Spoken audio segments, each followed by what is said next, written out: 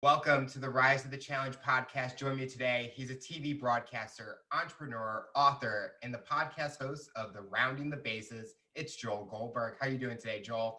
I'm doing well. How are you, Alex? I'm doing good. I'm excited to have you on the show to talk about all about your rise to the challenge. What we like to do first is go right to the beginning, talk about where you're from and what were you involved in growing up. Well, I grew up outside of Philadelphia till I was 13. Loved every sport. Wasn't particularly good at any of them. My best sport was soccer, but I loved baseball, football, basketball, hockey as a fan. I played a lot of baseball, some basketball, and then, as I mentioned, soccer. Family moved from not St. Louis. I ended up in St. Louis at one point, your place, but moved from Philadelphia to Chicago when I was 13. My dad had a job transfer, and so went to eighth grade in high school there.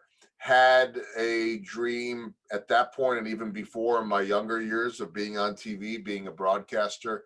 I knew at a pretty early age that I was not good enough to play at a higher level. And so I also knew that I loved to talk about it, about sports. And so that was my dream. I followed it, and 26 years in, I'm still in the broadcasting world. With playing sports, were you more about just having fun with it and not having that competitive side in you? That's a good question. I think it's, in some ways it's hard to say, because when you're talking at that young level, it's like, what is, you want to win, you want to score goals, you want to, you want to hit home runs, and you like the orange slices at halftime or after the game too. I mean, it's not as serious stuff. You get to the high school level. I played high school soccer. It becomes a little bit more serious, but I was never a guy that was going to go to another level. So I don't know that I had the same drive that some of those elite athletes did. So either I was not at their level because I didn't have the same drive as them, or I was not at their level, and because of that, I didn't have the same drive. Whichever one it was, I knew that I was never going to be labeled as an elite athlete, but sports were everything to me. So, I think it's a little bit of a balance of what you're talking about. Yeah, I wanted to win. Yes, it was serious, but I just loved being there. I love being in the middle of it. And all these years later, I'm still in the middle of it. It's my life. I love every element of it. So, I think it was sort of a combination of things, but for me, more than just wanting to win. Maybe I wasn't as hungry as some others, and as intense as others. Of course, I wanted to win, but I think that there was just something about being in the sports environment that I always loved. When you were transitioning locations, was it hard to leave the past behind you, or were you ready to make that new start and try something new being in a new location?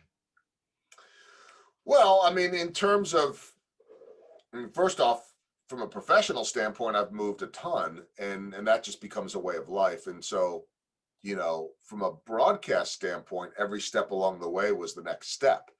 As a kid, moving from Philadelphia to Chicago, that was, I actually was thinking about this recently. I don't know why, because I don't remember the emotions I had. The only emotion that I remember, it's a weird one, is, maybe it's not weird, but I just remember walking into eighth grade the first day, and in my mind, we had just moved to Chicago 5 days before school started. Maybe it was three, maybe it was seven, I don't know. But we didn't live in a neighborhood where there were 100 kids on the street, which is what I did in South Jersey outside of Philadelphia.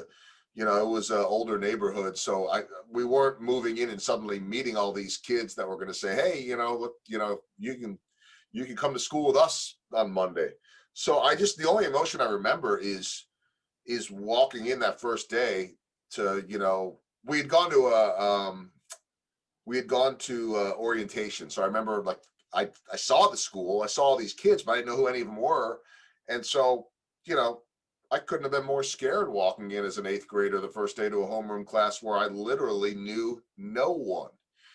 That's the only emotion I remember. I suspect I'd have to ask my parents that I probably wasn't too fond of the move, because I'd spent the first 13 years of my life in one place and had my friends, and look, life on the East Coast is different than life in the Midwest. Not that I understood it at that level.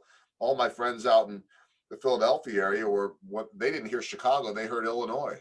So they were giving me a hard time about moving out to a farm and cows and all this type of stuff, which is funny because we didn't even live in Philadelphia. We lived in New Jersey. You could say the same thing both ways. But I just, I suspect it was probably a pretty traumatic time. But kids at that age are pretty resilient for the most part. And within 2 days, 3 days, a week, suddenly you have all your new friends and you settle in. And I've been a Midwesterner now for 36 years, I think. You talked about being scared of when you were going into that school. When you're now moving for a job, are you more open and not afraid? Or do you go into any of those new jobs and you're very vocal or you're very outgoing now? A little bit of both. I mean, first off, I would say I've been in Kansas City now for 13 years, and I don't really have any intention of going anywhere. So that mindset has changed in a sense that, look, if you were to pick me up tomorrow and drop me into another city, I'd be very confident in myself, and I'd be more concerned about my family and my kids and uprooting them.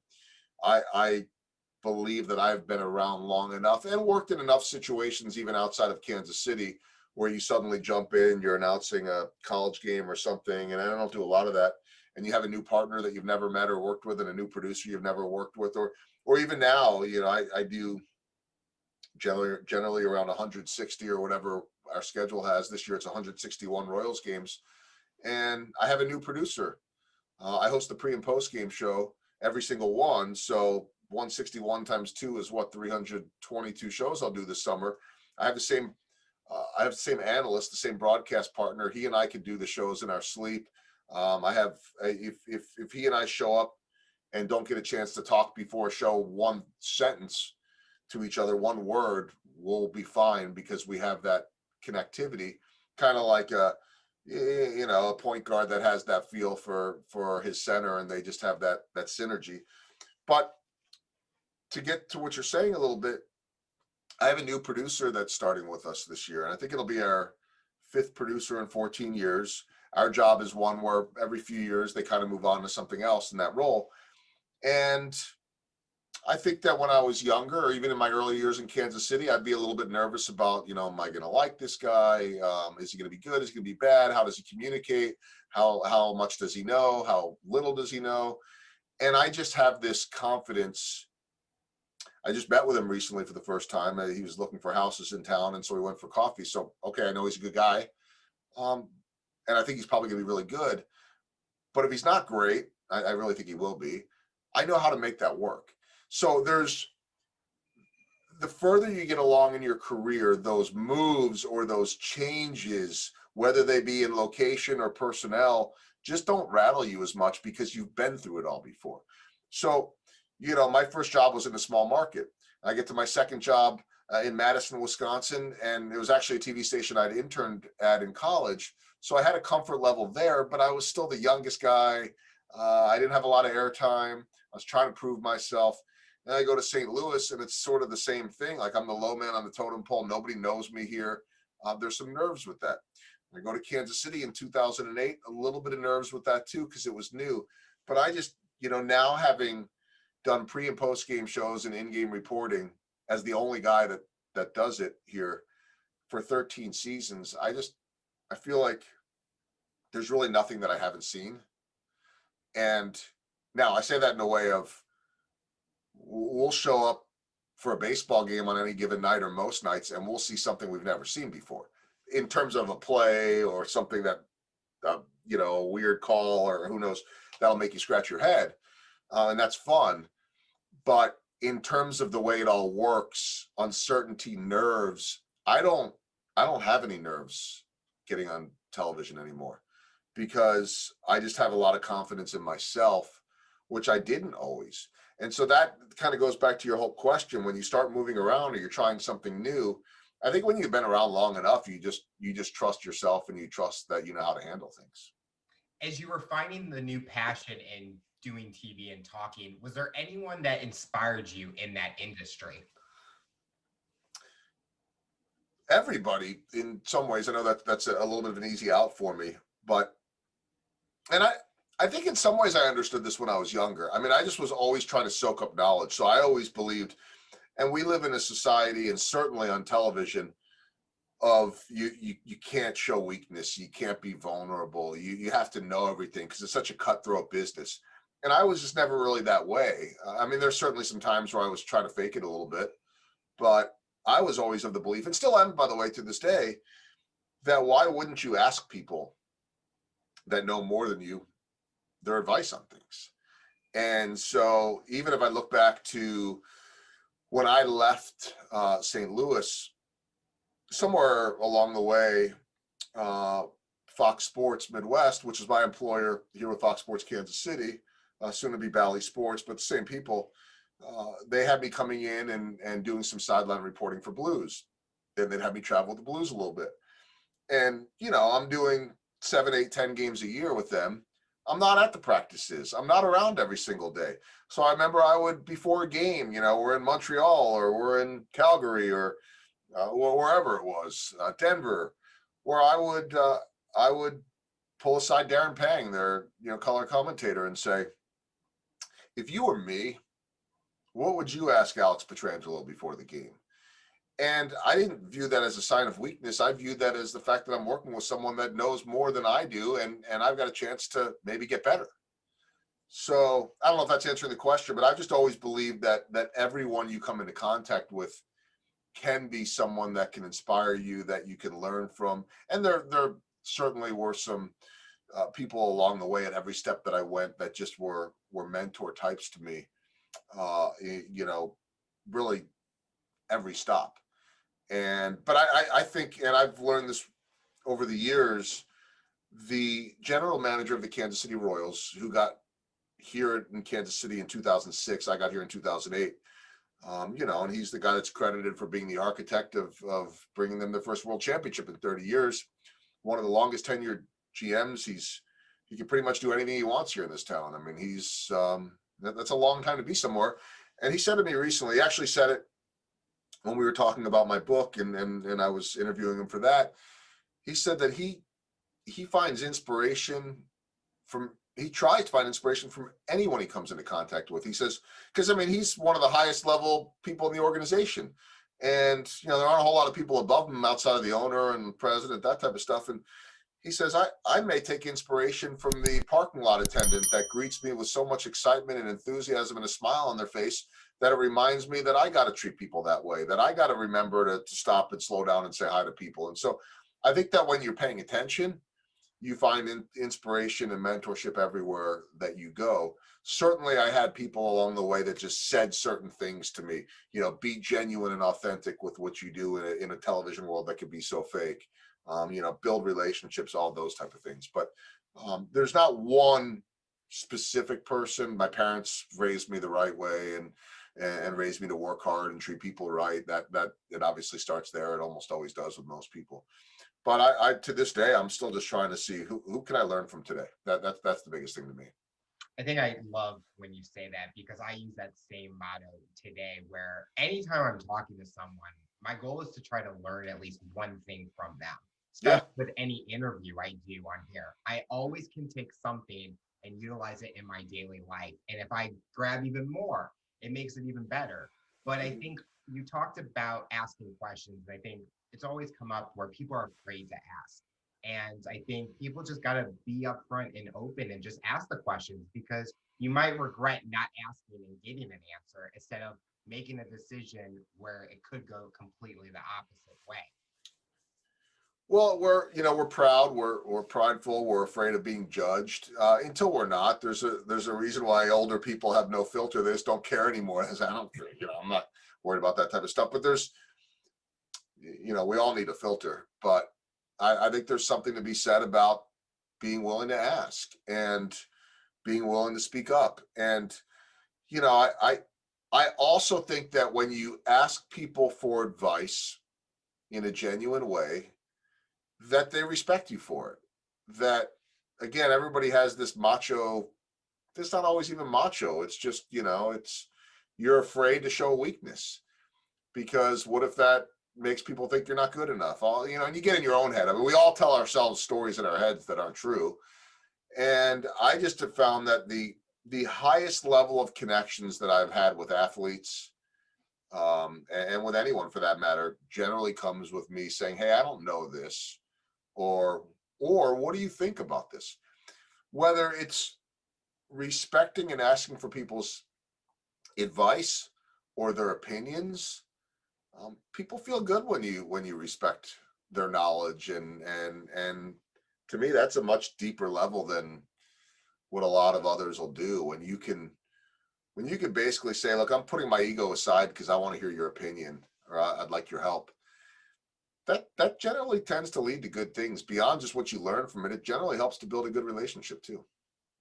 As you're getting older and pursuing college or education, where were you taking yourself? Did you know exactly what you wanted to pursue? Yeah, no, I always knew.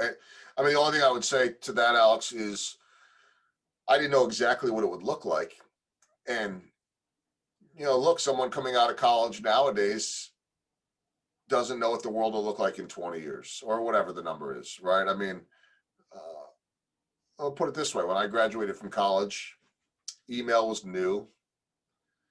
Cell phones were there, but they came in like a small travel suitcase almost. Websites were brand new. Nobody really had much of a website. If you did, it was some sort of a landing page. My first job, most of the stories I got were via a fax machine, and then you get stuff like press releases that way. So my point is that I knew what I wanted to do, but I couldn't have ever envisioned wanting to be a pregame and postgame show host. That job didn't exist. We had cable, but we didn't have obviously streaming services or, direct TV or things like that. It was pretty limited.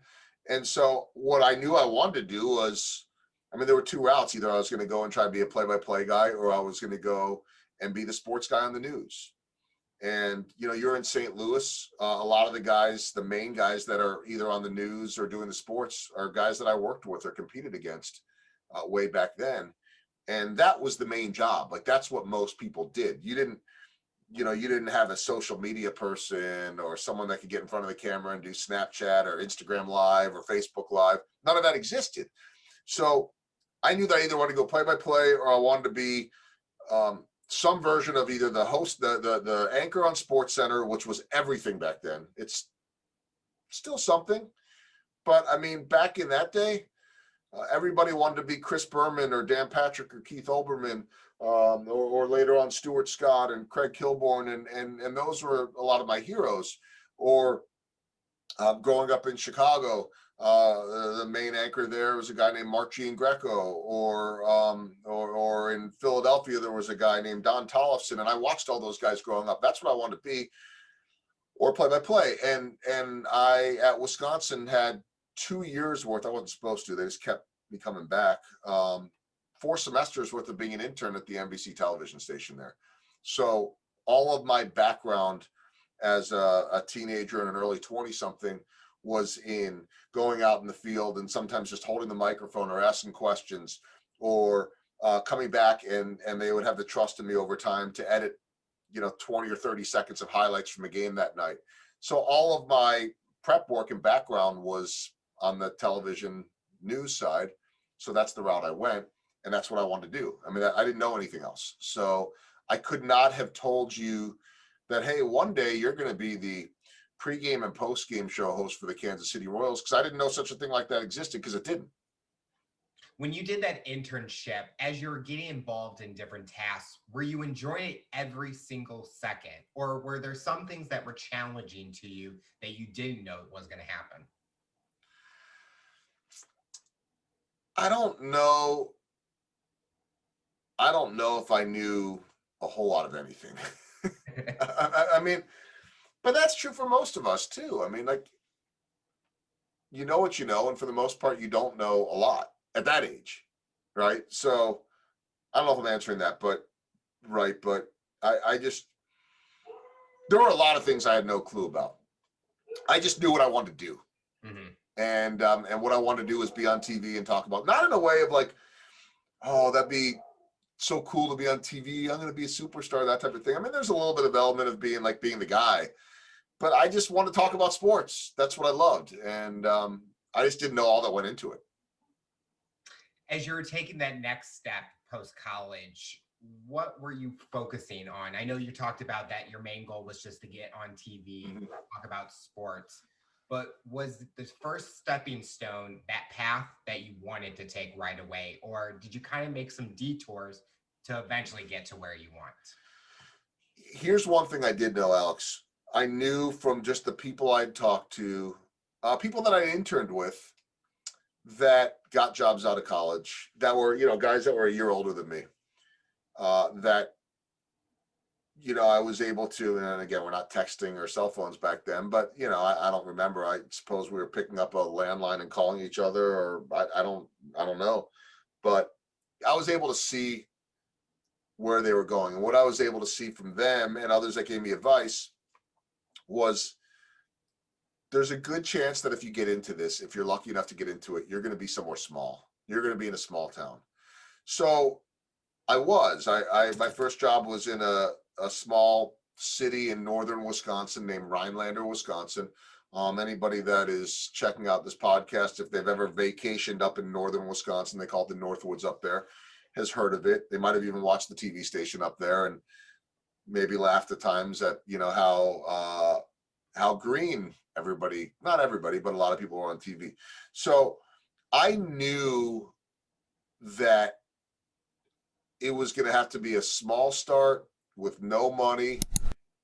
And I did know this, like I very, very genuinely know or genuinely believed that I was willing to go anywhere in the country to live up my dream.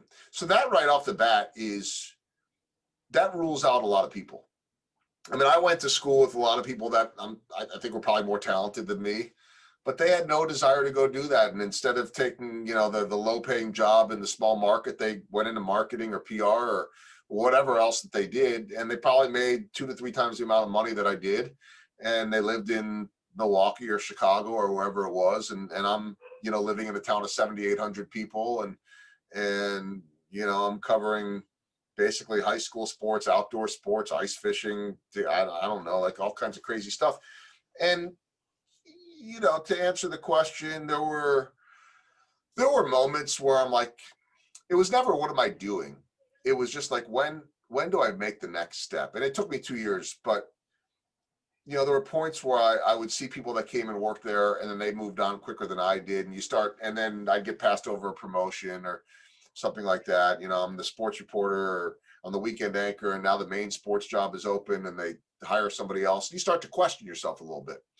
But I think that the surprises along the way were not being underpaid or working in the small markets. I think the surprises were just, the amount of failure you had to deal with, the amount of uncertainty, the amount of the lack of confidence, that you sit there and you look at others and you say, they make it look so much easier. Like, how does this guy get in front of the camera without a script and just talk? And I can't even remember beyond 3 words. Now I look back at that and people say that about me. Like, well, how do you just get up there and do that? Well, I have experience and I'm comfortable and all that. So I think that the surprises for me were not the sacrifice in the small towns. I mean, I truly was willing to go anywhere if it got me on TV. And, I'm fortunate enough that up in Rhinelander, Wisconsin, it was about, I'd say 350 miles from my parents' house. So, I felt like I was still close to family and, able to drive 5.5 hours if I needed to get there. So, I could have been in Alaska or, Alabama or who knows what. And I ended up there. You talked about getting lack of confidence or not getting that promotion. How did you use that and turn it into a positive? It's a great question. And I don't know if I remember how. What I would say is there weren't a lot of moments where, I don't know that I ever thought about quitting. There just are moments that I doubted myself, but I really believe that it's not that I didn't really have a backup plan, but I knew I could find one. I mean, I worked for 4 years in high school and then 4 years when I was home from college at a local restaurant in Chicago. Shoot, they offered me twice my entry level broadcast salary to manage the place. I could have gone back there and done that. It did that. Maybe that scared me a little bit. Uh, I think there was just a fear though of giving up on my dream. So for sure there were moments where I doubted myself. There were moments, I mean, I was passed over in almost every stop I was at for a promotion where they went with someone else. And that'll mess with your head. And, I mean, I can very vividly remember being upset on some of those and, ready to move on. But I don't remember ever having a thought in my head of maybe I should quit and just do something else. There were moments where you wonder whether you're good enough. There were moments where you say, well, if they keep passing me over, what are they missing or what am I missing? Or maybe I'm not as good as this person or that person, which is so self-destructive to sit there and compare yourself to others. We all do it, but in the media business, it's so subjective. It's very easy to get in your own head. But I just think that I just kept showing up. I kept treating people right. I always was and still am a hard worker. So I always prided myself on just trying to outwork people. Maybe not outwork people, but always make sure that I wasn't the squeaky wheel, so to speak. I didn't want to be the guy that was letting others down, and I'm still that way today. So I think there were moments that I really did question myself and lacked confidence, but I just kept coming back to, you talk about how did you get through it, coming back to, well, this is my dream. This is the only thing I ever wanted to do. And so that was always enough. I think it's like, if the fuel in the tank was close to empty because you're just defeated, there was always enough to just push forward, because it's like, man, this is all I ever wanted to do. I can't give up on this now. Maybe I just need to find a different station or a different city. And and that's a tough thing too, because you're always looking for the next step. Okay, I got here. Now what's next? It's a little bit unsettling. Okay, when this contract's up, what do I have to do? And I will say, and I'm skipping forward, but we can go back, that it's nice when you finally find the place where you're like, this is where I'm supposed to be.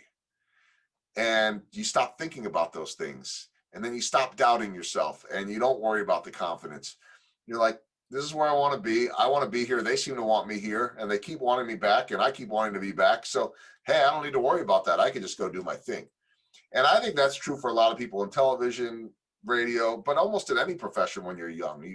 You worry about what people think, and you worry about whether you're good enough, and that can be pretty debilitating.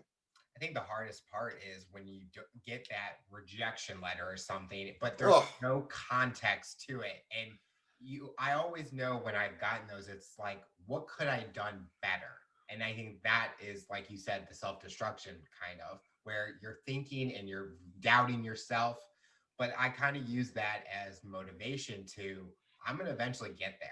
Maybe I'm just taking a longer path, but nothing's going to stop me. And I always say there's the power of rejection in a way.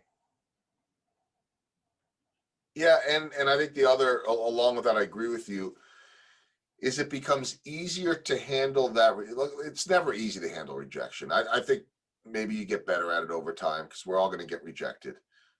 But if you can step back and just recognize that it's all part of the journey, much easier said than done.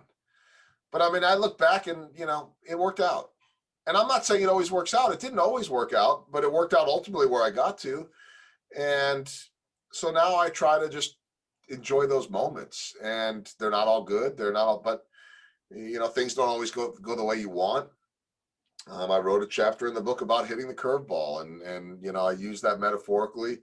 Although the best baseball hitters can hit the curveball and they know how to foul those pitches off. And so, sometimes the days and the events and the rejections are difficult and things don't go as planned. But I think, in baseball terms, if you foul that pitch off, you live to go another day. And That's probably a little bit overly dramatic, but I mean, we all deal with that every single day in some form or another. I'll tell you, I don't remember the number, but 1994, summer of 1994, I'm guessing I have, I don't know if I saved any of them, but 20, 25 rejection letters from TV stations all across the country that said no, no, no. And I think you're right. I don't know if they told me what they didn't like. They just basically told me no. When did you get your first big break in sports? What station, what job opportunity was that? Well, to me, I think it's three breaks, I guess. But I mean, to me, the one that I love to reflect upon is the first one. And while that first TV job, and I know that, you know, the times have changed now since 2021, not 1994, but that first TV job was $13,500 a year. And, you know, I had to move out of my first place because the rent at $300 a month was too much. So I moved in with another guy, got a roommate. It was a 2-bedroom for $340 a month. It was only $170 a month. But that still was the big break because I got in the door. And I got in the door this way. This is where I'll put on my motivational hat because it's a message I believe that applies. I tell it to every audience. I'm a motivational speaker now too, but it's one that I tell young kids wanting to go into broadcasting, but I think it applies to any profession. It's simply put this way. What makes you different or better than anyone else? Because for the most part, no matter what we do, there are plenty of others out there. And you may feel like you're better, but there are thousands of other Alexes out there. There are thousands of other Joels out there. And, you know, not everybody has the skills of a Michael Jordan or a Wayne Gretzky or a Kobe Bryant or a, you know, you name it, Bob Costas, whatever, you know, the greatest of the greats. Most of us are hopefully we're good, but you know, those guys, the Joe Bucks of the world, they're at a level that most of us can't compare ourselves to. And so what makes you different? So I'm getting all those rejection letters in 1994 and I'm freaking out. Like I can't get a job. And again, remember, no internet. So I had some phone service. It probably cost me 30 or 40 bucks a month, which felt like a lot. And you call in this 800 number every day, you know, no cell phones, landline. And if it was a long distance number, that would cost money too. You couldn't do that. So 800 number, and you had a special code that was assigned to you. And every day it would list any new job opening in a TV station. So, you know, to learn about the job opening in Peoria, Illinois, press 1. Okay, get the address, get the contact, ship it off. And everyone came back with a rejection letter. So, you know, I'm ready to maybe give up. And I don't know if anybody told me to do this or what happened, but I started calling up TV stations around the country. And the conversation would go this way every single time. Well, first I'd call and I would ask the receptionist, can you tell me the name of the news director? Sure, it's Dave Smith. Click, call back 10 minutes later. Like as if they wouldn't remember my voice in 10 minutes, or if they even cared. But in my mind, it's like, give it 10 minutes. Hi, can I speak with Dave Smith? Sure. Hi, Mr. Smith. My name is Joel Goldberg. I just graduated from the University of Wisconsin. I'm looking for a television job. I understand you don't have an opening right now, but I was just curious. I'm going to be passing through Terre Haute next Wednesday or Thursday. Would you be in? And if so, could I pop in and meet you and drop off a tape? Well, sure. I'll be there next Wednesday. Oh, good. What's a good time for you? 1 o'clock. Oh, that's great. That's when I was going to be there. I'll see you then. Click. Guess I'm going to Terre Haute. And I did this all over the country. And so once I got I was never going to Terre Haute, but once I got a yes, I'm driving to Terre Haute and Peoria, Illinois, and Rochester, Minnesota, and Rochester, New York, and Rhinelander, Wisconsin, and Wausau, Wisconsin, and Quincy, Illinois, and Jeff City, Missouri, and smaller markets. And suddenly I had this database of like 25 news directors, and I could follow up with thank you notes and check in. And within a couple of months after, I get my job in Rhinelander. And then suddenly in the next couple of months, 2 or 3 more offers came in. I wasn't better than anyone else. I differentiated myself and I put myself to the front of the line or the top of the resume tape pile. That was the break, because if that doesn't happen, I'm working at the hot dog stand in Chicago. That was like just networking before the internet, Yes. networking in a way. And I didn't know it. I mean, it was like a survival thing. It was like, it was desperation. But it was, and I really wish to this day that I could sit there and say, so-and-so taught me to do that. And I tell everybody this too, because it's very easy when you listen to that message to say, yeah, but I'm not really comfortable cold calling. I hate cold calling, Alex. I am not comfortable with it at all. For the people that are good at that, my hat's off to them. But I'm not comfortable with it. Even to this day, it's still weird to me. But I was like, this was it. This was the last ditch effort. And then you start getting a little momentum and you say, wait a minute. They said, yes, they'll meet with me. There's no rejection anymore. I might not get the job, but they're willing to say yes. So yes, it was the highest level of networking. And, to finish that story, I remember telling my nephew that a few years ago. I don't know what we were talking about, if it was television or jobs or life or whatever. And he was in college, and I told him that. He said, yeah, but nowadays we have LinkedIn. I said, true. So does everybody else. What differentiates you? Yep. Everybody has the same stuff. You just have, nowadays you have stuff that's more evolved and makes things easier. Doesn't make you better than the next person though. So I think that's so true. Like you see all the thousands of profiles, but it's like, how do you stand yourself out in a way? And I think it shows that you did that by making those calls and getting that meeting with not knowing what was going to happen on the other side of that phone call. It's funny too. Like, I don't really remember the names. I think I have it down in my basement because I think my mom sent it to me, but I'd love to find it again. I really should, but it could take days to find. I have the binder that I kept all those notes in, and I would just have, there's no iPads or tablets or Apple pencils or whatever, right? And or a notes section in your phone, and I just would have a page on every TV station, name of the TV station. I wrote about this a little bit in the book, but name of the TV station, name of the news director, name of every person I met there. Heather was the meteorologist, and and Martin was the sports guy, and Al was the news director. And I had these meticulous notes, and on June 17th I sent a thank you note, and on June 30th I reached out, and this is what they said. And I don't really remember a whole lot of the names, but to this day, not only do I remember the name of the guy that hired me in Rhinelander, we're still friends. There are four of us that are on a text chain together on an almost daily basis. The one guy was the sports director there at my TV station in Rhinelander. He has been the main sports anchor in St. Louis on the Fox affiliate for 25 years. Wow. He wasn't always the main guy. The second guy was our weekend sports anchor. He's been the main sports guy at the NBC TV station in Milwaukee forever.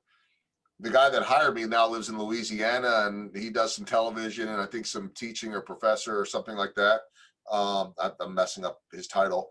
And me. So like the four of us were kind of like a little bit of a rat pack back then, and we're all still in it. And so, he's the guy that hired me. He's the one that I remember getting to that town, and I had time to kill.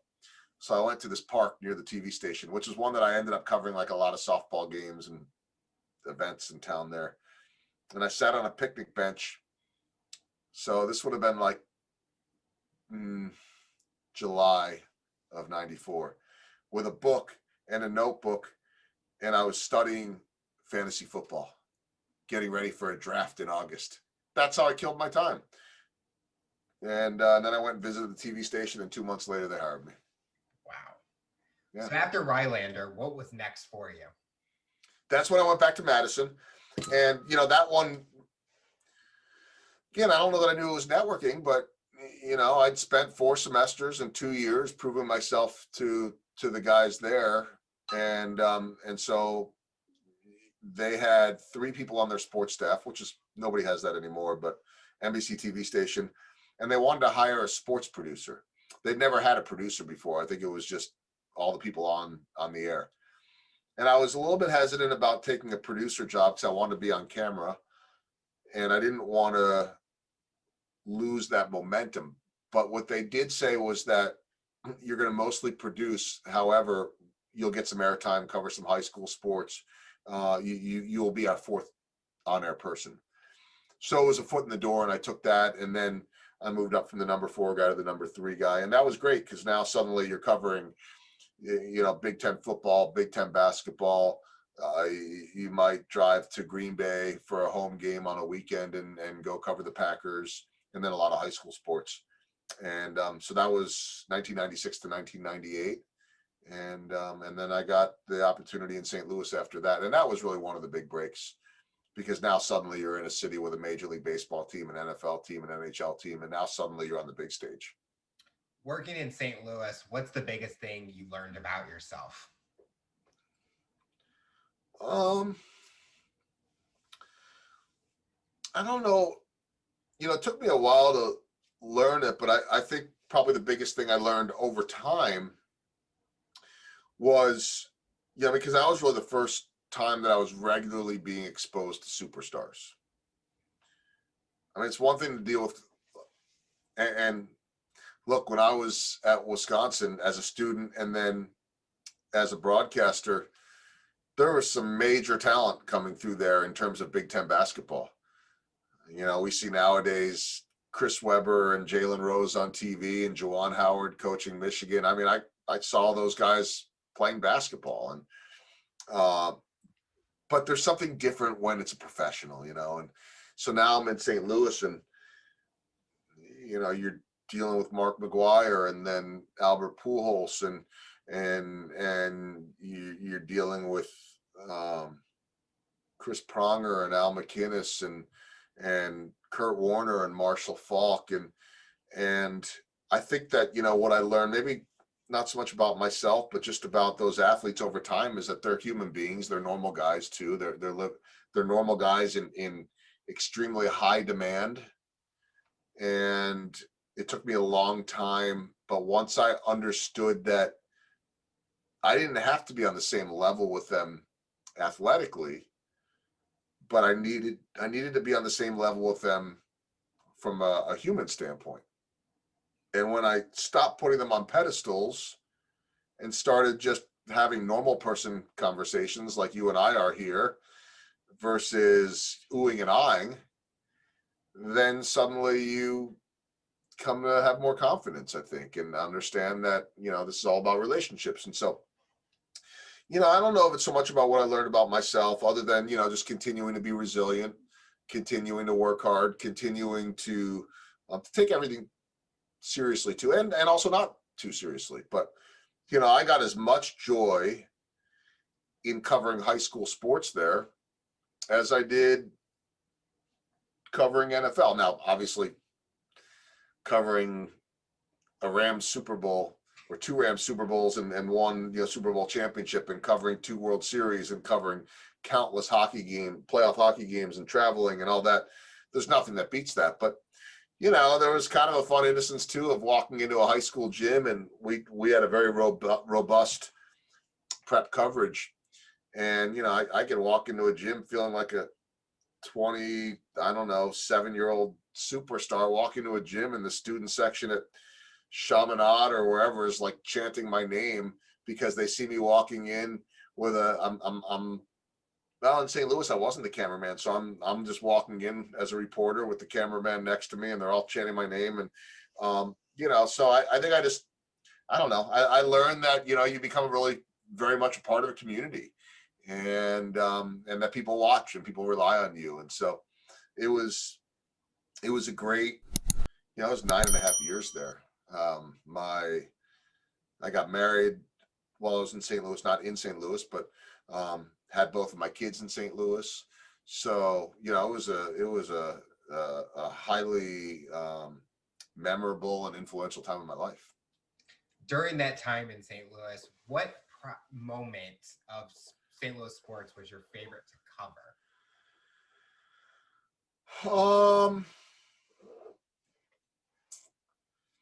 That's a good one. I mean, the obvious, is the Rams winning the Super Bowl on on the last play, the tackle against the Tennessee Titans, 99 season, early, I guess would have been late January, early February 2000. 2000. but 99 season, you know, that was obviously huge. You know, then they lost 2 years later to the Patriots. That was Tom Brady's first Super Bowl in New Orleans. I was just actually in New Orleans on vacation with my family and was standing outside of the church on Jackson Square where we were doing live shots every night for Fox 2 and having Patriots fans harass us and, you know, yell obscenities at us and all that crazy stuff. But I think like the two memories that stand out the most to me there were two. One, when the Rams clinched the NFC Championship, which was at home for the 99 season, so it would have been January 2020, and I think that was against the Tampa Bay Bucks. People are better with these details sometimes than me. I just remember interviewing on the field with the confetti flying in the dome, DeMarco Farr, who was, you know, defensive lineman, one of the best personalities, lovable guy. And he had like, his voice was choking up and I could see tears in his eyes. And I was like, holy crap, this is a moment. Like not just a celebrate and win, I got choked up. I remember that one. And then for some reason, the other one, I think it was the first ever trip that Fox 2 sent me on. You know, I was the number 4 person on the sports staff when I started there, and we had 4. We all reported. None of us. It was all in front of the camera. So I was low man on the totem pole. I mean, I was the last guy they were going to send anywhere. And the Blues were playing in the playoffs. This was 1999, I think, too. And they were playing the Phoenix Coyotes. At that point, they were called the Phoenix Coyotes, and they played downtown where the Phoenix Suns played. It was not a good arena for hockey, but our top sports guy went to games 1 and 2. Then they came back to St. Louis 3 and 4. One of our other sports guys went out there for game 5. They came back to game 6. And then there was game 7, which in my opinion, there's nothing more exciting than a game 7 in the playoffs, especially hockey. And they sent me. And I'm pretty sure that was the first ever trip that I went on. And I'd never been sent on a trip like that before. I'd really never seen much of the country outside of, you know, a little bit of the Midwest and the East Coast. And now they're sending me to cover game 7 and report live on the news and all this stuff. And the Blues go to overtime against the Phoenix Coyotes. It's 0-0. You score a goal, you move on. You give up the goal, you go home. And they win it 1-0 in overtime. And I can still remember who scored the goal. It was a guy named Ricard Pearson. Scored the goal, I believe, or Pierre Turgeon was involved in it. Anyway, we finish, they move on, and they're going to go to Dallas. And they're playing in 2 days. So the TV station has the only way they can get someone there is just send me and my photographer. You guys go to Dallas. So we went to Dallas, covered a couple games there. The Blues ended up losing that series, and then Dallas ended up going on to win the Stanley Cup behind Brett Hull, and they won that the night before I was getting married. So I was watching that like the night before I was getting married. So that memory sticks out to me because it was like that was my first ever trip, and I'm telling you, Alex, like I've spent more time on the road and seen more games and spent time in more, you know, in the most amazing hotels and charter flights and, you know, front row seats and all that. But that was the first. And nobody's going to remember all that much, the fact that the Blues won an overtime game 7 in the first round of the playoffs back then. But to me, that was like the first of many, many, many awesome moments. Talk about where you are now with Kansas City Royals. How big of an impact has it had on your career? Everything. And it did so in 2 or 3 ways.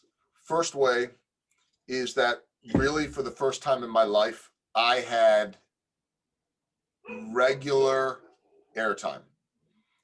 I always got airtime everywhere I was at, but it was as the fill-in anchor, or, you know, I might go and report on something, which was great. But now suddenly I go to Kansas City. So my last 3 years in St. Louis were with the regional Fox Sports Midwest. There were 3 of us that kind of rotated. We had one guy named Pat Paris, and he's moved on, that did most of the pre and post game shows. And then my good friend Jim Hayes and I kind of split all the reporting duties. And if Pat was gone, then maybe I would do a show, or maybe Jim would do a show. So I hosted like 5 or 10 shows a year. I come to Kansas City and I'm hosting over 300 shows a summer. So you know, in sports terms, I went from being the backup on the bench who got occasional playing time, or I'd say in baseball terms, I was like, the middle reliever or something, you know, maybe I got in from time to time. And then I go to Kansas City and I'm starting every day. And so that was the first thing. And I tell people all the time too, that back to the whole, do you get nervous? When you do it every day, you gain confidence. You believe in yourself. You're not looking over your shoulder, all that type of thing. And so, I've done thousands and thousands of shows. So that was the first thing. Then the second part to it was, it's twofold. One, I learned early on, and as you know, the Cardinals are good every year. On their bad years, they're a 500 team. That's their bad year. On a good year, they're contending for a World Series. On a bad year for the Royals, they're a 100-loss team, and 90 to 100 losses. And so I go to Kansas City, and I don't know what that looks like. And so the twofold part is that, one, I learned very early on that win or lose, you have to have an energy and a passion for that broadcast every day, no matter what, because people are tuning in. And so you have to. It's made me less of a sports fan. It's made it more business for me. So I'm not as fun to watch a game with, because I analyze, I process, I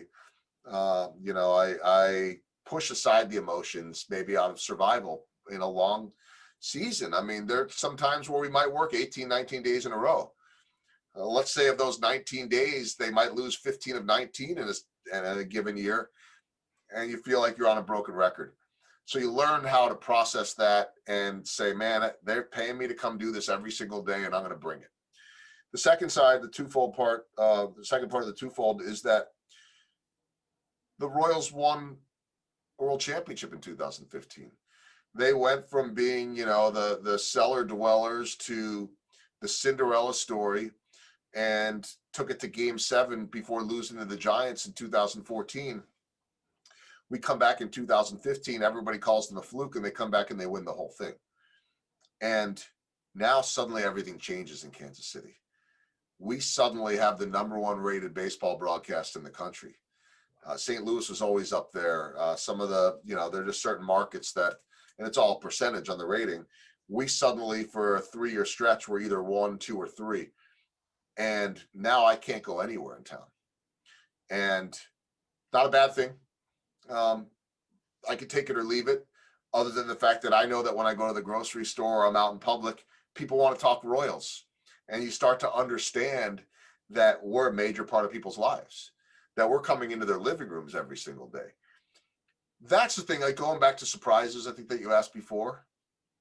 I never knew that, like, maybe you think in your head, hey, that'd be pretty cool to, like, one of those years where we were in Arizona, I don't think it was that same trip. Maybe it was that Game 7.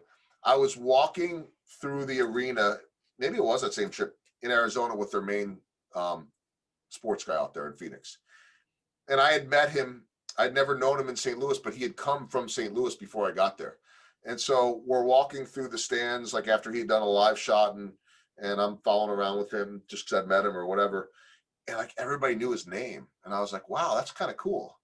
Like, nobody knows who I am, right? And now, like, everybody does. Not everybody. But it's not what I thought it was going to be. It's not that it's, hey, well, that's so cool, everybody knows my name. It's that all these people, like, they rely on us for not just their news and their updates, but for their entertainment, their distraction. And troops overseas, or someone sitting in a hospital bed, may be looking forward to one thing and one thing only, and that's getting up in the middle of the night in the Middle East at 3 a.m. to watch a Royals game, or struggling in that hospital bed all day, but at least knowing that for 3 hours they get to watch us. So that's sort of the deeper level stuff that nobody taught us in school, and nobody, you don't really think about that.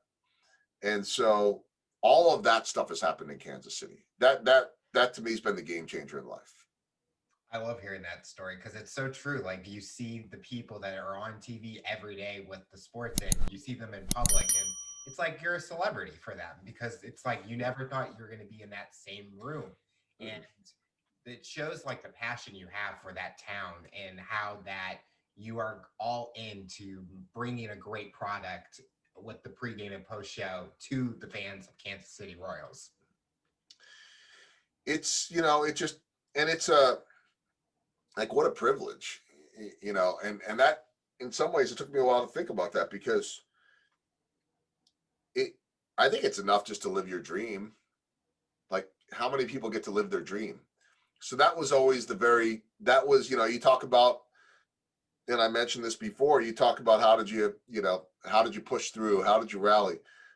Because I'm living my dream. But now when you start seeing that your dream leads to more, that's the high level stuff. And so I try not to ever take that for granted. And this will sound a little bit cheesy, but and I'm lucky enough, at least during non-COVID times, to be the guy that's on the field after the game interviewing the star of the game. A lot of Gatorade bucket dumps. I'm caught in the line of fire a lot. I get a lot of people that ask me what my dry cleaning bill is. That's all fun. Our all-star catcher Salvador Perez, that's his game, and I'm often the target, and we're kind of linked together for that. But whether that happens or doesn't, and I'm interviewing these guys, and it's piping out over the sound system, not to mention onto TVs all over the place. I then have to walk up in this dual role as the reporter and the host, and I don't think anybody else in the country does that. They might double up sometimes, but almost every other market, look at St. Louis. Well, they need a bigger staff because they also have the Blues. Mm-hmm. You go up to Minnesota, and if Fox has all the properties, they need people for the Timberwolves, the Minnesota Wild, and the Twins. Same as in Detroit with the Tigers and the Pistons and the Red Wings and some of the college stuff too. We don't have any of that. So I finished the on-field interview at home. I then have to walk up into the stands. I've got like little secret paths underneath to get up, because I need to get up there quickly because they're waiting for me. So they're trying to time it out. The guys in the booth are talking, and then they go to a commercial, and then I'm on the air with my partner. And then I'll have to navigate through the fans a little bit, and I have to get out to left field where our set is. And this will sound cheesy, but when I'm walking off the field, and I know, like, I've just finished that interview, that there are people watching me as I'm walking, and like I'm down there. And I always try to feel my feet walking through the grass. I don't know why at the end of a game, not during the game, during batting practice. And I always just sit there and think, 'cause it's like any of those stadiums have the greatest manicured lawn that anybody could ever want, right? And I'm just sitting there thinking, you could feel the grass too. And it's like perfect lawn. And you see the grounds crew starting to work on tomorrow. Say hi to some guys, wave some people up in the stands, suddenly looking like a governor or something. I don't know. And I'm just like, you feel that grass, and I'm just like, I'm on a freaking Major League Baseball field. And I just finished doing an interview, and now I'm going up to do a post-game show. How freaking cool is this? And the reality of it is, when you do it day after day after day, it just becomes normal. I don't have any heart pounding or nerves or excitement or, oh my gosh, I'm walking down to the field, because I do it every day.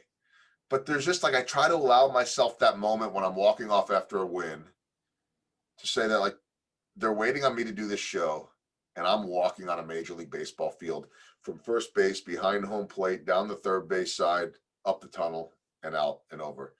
I don't know what it is about that moment, but it's just like, it's kind of a grounding moment for me. When did you know you were ready to write a book and be an author? Maybe about a year ago. The very short of the story, I'll try to be short, and I know I'm long on most of them, is that and this was actually another breakthrough, but about 4 years ago, I'd had my off seasons off, and that wasn't the case in St. Louis because I did all the sports, but I'm doing all the games here, and so I'm off, and I do a random college game here and there that I mentioned before. But I was pretty unfulfilled in the off season. Not that I wanted to be working 7 days a week, but I was unfulfilled. And I remember a buddy of mine asked me, what have you been up to? I said, this. And I spoke to some group the other day, the Lawn Care and Golf Course Management Association. They gave me a little bit of money to come do a little motivational talk for them. And he looks at me and he goes, you could build a business out of that. And I said, I could do what? He said, oh yeah, you could. And I didn't know how the business world worked. I've only lived in the sports world. I never thought about that before. I didn't think about conventions and associations and all that. So I investigated a little bit, and I started to, I think this could be something. I got all this experience in sports and all these stories and culture and leadership and teamwork and successes and failures and blah, blah, blah. So, I hire a coach to learn about how to be a better public speaker, not a TV guy, and hire a consultant to write material. And everyone told me, if you're a speaker, you have to write a book. So I meet with a woman who I was told could help me ghostwrite a book. And she hears my story and she goes, you're not ready to write a book. And I'm like, oh, thank goodness. Like, I would have been offended if not for the fact that that's exactly what I was thinking. She says, why don't you start a podcast instead? I said, how come? And she said, well, one, you know how to interview people. You do it for a living. Two, it'll give you a chance. If you make it a non-sports podcast, it'll give you a chance to meet people in the business world. Three, it'll give you a chance to develop some content for speaking and for a book. And I thought, all right, yeah, sure. So I started that in November of 2017. Suddenly my speeches started incorporating, lessons learned from CEOs and entrepreneurs. And somewhere about a year ago, I said, you know what? Now I know what I want to write about, because everything I do, I tie into baseball. And, I try to tell people all the time, the book's not a baseball book. The speech isn't a baseball speech. The podcast isn't a baseball podcast. However, if you enjoy baseball, there'll be a lot of cool, behind the scenes, quote unquote, inside baseball stuff. But if you hate baseball, you're going to learn lessons. And so I, early on, I had asked every one of my guests 3 baseball themed questions. I still do. In your career, what's the biggest home run you've hit professionally? So very similar to the question, that you asked me about a breakthrough moment, say. 2, what's the biggest swing and miss you've taken, and what did you learn from it? And 3, what is small ball? What are the little things that add up to the big things? We saw the Royals win, not being a home run hitting team, but being a team that mastered defense and the sacrifice and stolen bases, and they won. And to me, in many ways, it was meant to be a culture question. Like, what are the little unseen things that matter? And the answers to that were so fascinating that it just dawned on me a year plus ago. What if I write a book about small ball, the little things that add up to the home runs in business, baseball, and life? And when the pandemic hit and I'm out of work for 4 months, I thought, let's get going. Let's do this thing. And I wrote it, and it's as much, I think, as a life book as it is a sports book. When someone is going to read it or reading that book, are you trying to have them answer those 3 questions for themselves? No, and I laid off of the home run and the swing and miss question. The small ball question to me ended up being the one that led to the most interesting answers, or the most variety of answers. And so what I did, and I didn't know this, it's sort of, the process has kind of evolved. I'd never written a book before. And, I just started kind of deciding on topics and stories. Who do I want to feature? And I got all these baseball stories. Now I got all these business stories, and big time superstars to under the radar role players in both baseball and business. And somewhat late in the process, like, the book came out in December of 20, and I think probably around October, the light bulb went off. I knew the topics. So what I wanted to do was I wanted to write about small ball topics, just some of the most common themes that came up, whether it be in my life or all the people I've interviewed. Anything from how to build trust, how to find your purpose, the importance of positive energy, the significance of mentorship and passing on what you know, on and on and on. So I had all these topics, And I thought, well, when do I write the baseball story? When do I write the business story? And that's when the light bulb went off, and I said, what if I write the chapters? Each chapter is a topic, and each chapter is like the inning of a baseball game. So now I can have the top of the inning and the bottom of the inning. So when I write in chapter 1 about purpose, there's a top of the first and a bottom of the first. And the top of the first very much relates to learning about, it's not about the wins and losses, and visiting the troops overseas on a USO trip, and broadcasting live there. And so these type of things. And then I have more than 9 topics, so it went extra innings. And I did a rain delay in there, and I did a little deal about extra innings. And so it ended up being 13 topics. And the cool part about it, I sort of wrote it with myself in mind, in the sense that my attention span, like a lot of people, isn't very good. I don't sit still very well. I'm all over the place. And I thought, if I could just write these half chapters, top half, bottom half, in 3 to 5 pages, that basically every 3 to 5 pages, someone's going to get a story and a lesson learned. And they can pick it up today and read 3 or 5 pages, and pick it up again in 2 weeks or tomorrow or whatever it is, and just pick up or open up to wherever they want. And so that's kind of how it came up. And now it's weird. Now the name author is the word author is next to my name, which is not something I ever really expected, but it's something that I knew, 4 years ago, that I needed to do. And the last thing I'll say in terms of this answer is, I'm glad that the book might have helped accelerate my speaking career and all kinds of other opportunities sooner, quicker, if I'd done it sooner. But I think there's a lesson to be learned too about doing it when you're ready versus doing it just because you're supposed to do it and forcing the issue. I was fully confident when the time came to write last year that the time was right. Doesn't mean I knew all of what I was doing. First time author, self-publishing, but I knew that it was the right time. And that gave me a lot of confidence. So what does the future look like for you? What are you hoping to accomplish in the next few years? I'm such a bigger picture guy now. I have as much joy getting on the stage, or in the last year, speaking to groups anywhere from 10 people to I've done as many as 750, I think, virtually. And, earlier today, I did a online book club with executives, and 1 week it might be a workshop with a group and coaching sessions. And so in the very sort of general terms, like, I don't have a specific goal that says, okay, I want to move to this market because I'm happy where I'm at, or I want to be this or that. Now I just want to keep growing this business while enjoying still living my dream.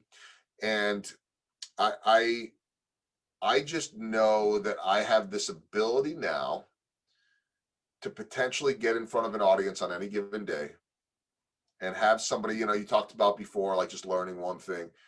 I potentially have the chance anytime I speak to a group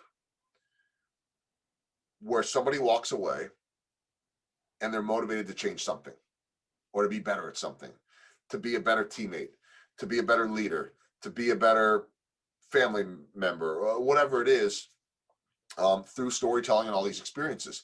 So now when I go to the ballpark every day, Alex, I have a job to do. I always have, but it's made me a better reporter because I'm more inquisitive now, because I'm sitting there thinking about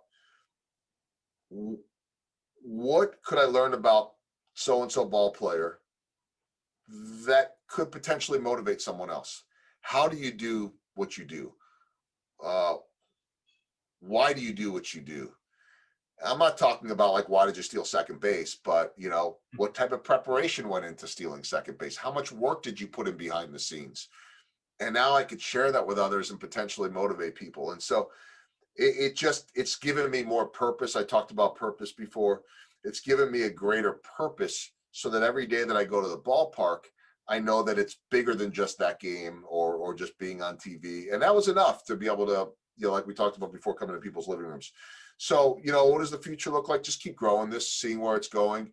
And I mentioned this before, is just enjoying the journey and learning from it every single day. I know that's so, I don't know if it's too generic or not, or maybe it's just too big picture or whatever. It's not a specific number, a goal or whatever it is. Of course I want to be successful, but I just think that, 26 years in TV, like, that's crazy. And so I guess that should be enough, but now it's like, I got all of this knowledge and all these experiences and all this access to not just athletes, but high level CEOs that'll not only welcome me into their office for lunch, but might even pick my brain on some things. I think I have a responsibility to share that with others. So it's a very empowering thing. See, the best part of that question is there's no right answer. Everyone has that journey that they're on, and they're going to go on it. And sometimes people know what they want to do in 5 years, and some people are just going day by day, just enjoying life as we should be. Yeah. No, and that's powerful too. I mean, it's, I believe this all the time too, and I think it's true for all of us. Like, and I think all of like the self-help meditation people, like, I'm not good at that because I'm too antsy. I try, but like they say, like, you should wake up in the morning and think about what you want to accomplish or what your goals are, and then go to bed and, what are you grateful for? What did you do today? But I believe in that stuff. I mean, I'm just not disciplined enough, but to the point where I just feel like, can I do something today that when I go to bed, I could say, that was good. That was cool. And it might be something as simple as just putting a smile on someone's face. We say all the time in baseball that a guy might be 0 for 4 with 4 strikeouts, or it might be in an 0 for 20 slump, but he made a great defensive play. He helped his team.